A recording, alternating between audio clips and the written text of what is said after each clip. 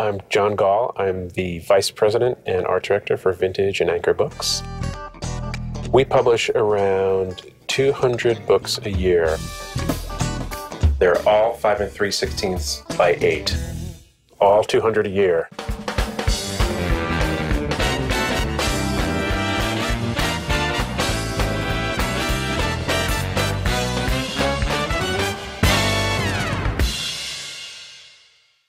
You really can't get to the essence of a book until you actually start reading it and you hear the author's voice. Believe me, I've tried not to read the books, but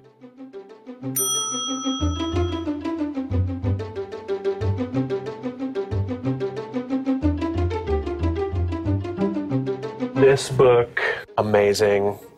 The Wind-Up Bird Chronicle, it was so good I had to read it in one sitting. I'm always looking for this nugget of something that makes a book special, and that may come in the beginning, it may come in the middle, it may be at the end. You never really know. We get the inspiration really from the book, but there are sort of outside influences that come in. Things that you think might be a book cover someday. It can be things you find on the street, at a flea market, on the bottom of your shoe, whatever. This is a book about this absurdist genre of playwriting. I know I wanted this sort of decay or reduction of something, and I had this old catalog that showed buttonhole patterns, and for some reason it just clicked. Well, maybe that's just the kind of thing to use on here. This book is about two brothers. One is a sexual obsessive, the other is a molecular biologist. So that's where this sort of intense close-up of this unnamed part of the body is from. And so that was sort of what tied them both together. White People just comes under the category for covers that just design themselves. It is a collection of stories by the author of Oldest Living Confederate Widow Tells All, which was a great bestseller, incredible book. We're giving the audience the first impression of what the book is. It can also be artistic and even become like a part of the book, but in reality, we're also trying to sell a book and we're just trying to be noticed. Here at Random House, we have 800 million fonts, and I have no idea what most of them are. I don't even know where to look to see what they are.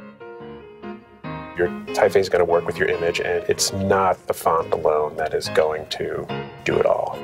I use a lot of Trade Gothic, Baskerville, Futura. There are fonts that I really like, but I just can never seem to use well, like Gil Sans. I just can't seem to get it to work whenever I try to use it. I don't know what it is.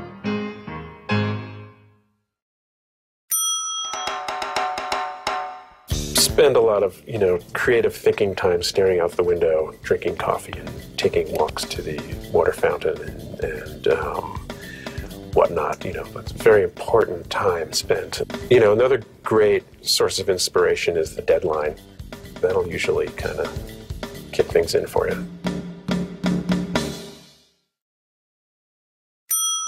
There's no real hard science in this, but you hear these things have sort of been passed down over the years, like don't put snakes on a cover, green covers don't sell, don't put dogs or what's a wolf. For this novel, Two Moons, it was about this love story between two astronomers at the turn of the century. So I was playing with these images, trying to get this sort of nice sense of ambiguity or whatever, and it just wasn't working. I was trying and trying and trying. The only thing that I really liked about the cover was the spine. So then I said, well, why don't I just put the spine right in the middle of the front of the cover? So the McSweeney's Joke Book of Book Jokes is an irreverent and humorous book. So we design this backwards cover. So the back cover is actually the front cover.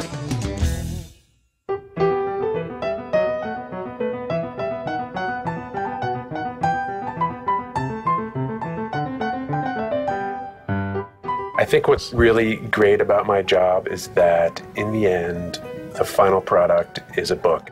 And what can I say? Books are wonderful things.